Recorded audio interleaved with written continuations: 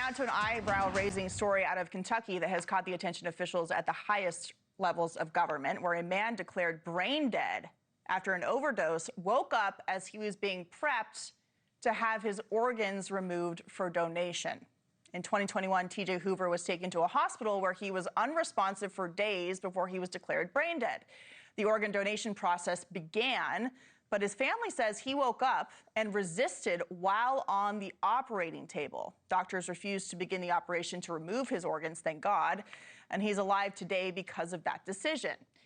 The organ procurement organization that was facilitating TJ's organ donation is called Network for Hope. And now, HHS Secretary Robert F. Kennedy Jr. announced it was being decertified after investigators uncovered more alarming information. Federal reviewers found serious deficiencies in nearly 30% of the cases that they examined.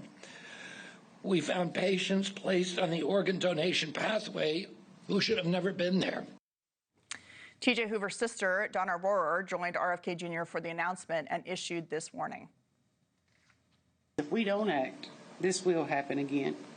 I'm not going anywhere. I'm TJ's sister, and I will keep fighting until the people responsible are held accountable, so no other family has to live what we're living through.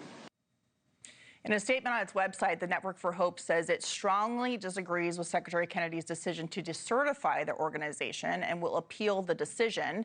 We invited a representative from the Network for Hope to join us tonight, but they did not respond. So for more on this harrowing story, we're joined by TJ's sister, Donna Rohrer, along with a former employee for Network for Hope's predecessor organization, Nikki Martin. Great to see you both. Donna, I can't imagine what you and your brother have been through. This is absolutely terrifying for anybody who hears it, not to mention lives through it. What happened after you were told that your brother had died and that the organ recovery process was going to be started? Thank you for inviting me on your show tonight, Katie. Of course. Thank you for coming. So, during his honor walk in the hospital, his eyes began to open. And he was tracking me, and they just said it was, reflexes. But then during the cart cath, he was thrashing and crying and grabbing at the doctors, to try to stop him. Even after those signs, the organ procurement process continued until the surgeon refused to proceed. And one of the organ organization's own coordinators called the home office after the doctor refused, and she was told, "Find another surgeon or you'll lose your job because we're finishing this case." Wow. So he was threatened with losing his job if he didn't continue operating on your brother when he was physically resisting this and still alive? Correct. So what happened after the doctors refused to, the threat was made, but how did your brother get out of there? The physician, the palliative care physician, actually is the one that stopped the procedure. And wow. She told to pull up, 3 chairs. And the answer we were given was, he's not ready. He woke up. All right. So, Nikki, you were a surgical preservation coordinator for Kentucky organ donor affiliates. That later became Network for Hope. You quit the job to become a whistleblower. Tell us why. Well, I didn't quit my job because of that. I never really expected this to happen. I never expected this to become part of my life. It was just, I met Donna unexpectedly and talked about what happened. And at that point, it was like, what do you do with this information? Donna and I decided we both knew this was going to make a sacrifice for both of us, but we had to come out with the truth. And we just wanted justice for TJ. So was TJ on some kind of donor list, and that's how they knew that they were able to harvest his organs? Should he actually be, eligible, even though they believed he was fighting on the table? It's just astonishing to think about that.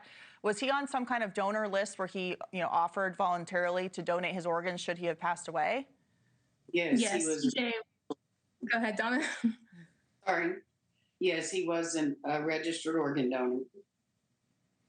So do you recommend that to people who are, they feel like they're doing something good by checking that box on their driver's license or in a medical identification process, that they should take themselves off of that list because of the situation that you went through? I still firmly believe in organ donation. but I do not agree with like the national registry. I feel like it should be, you know, a person making the decision for that family member, not a piece of paper, not a contract. Nikki, you know, tens of thousands of organ transplants happen every year. Of course, that is life-saving for so many people. Organ donation is crucial for that.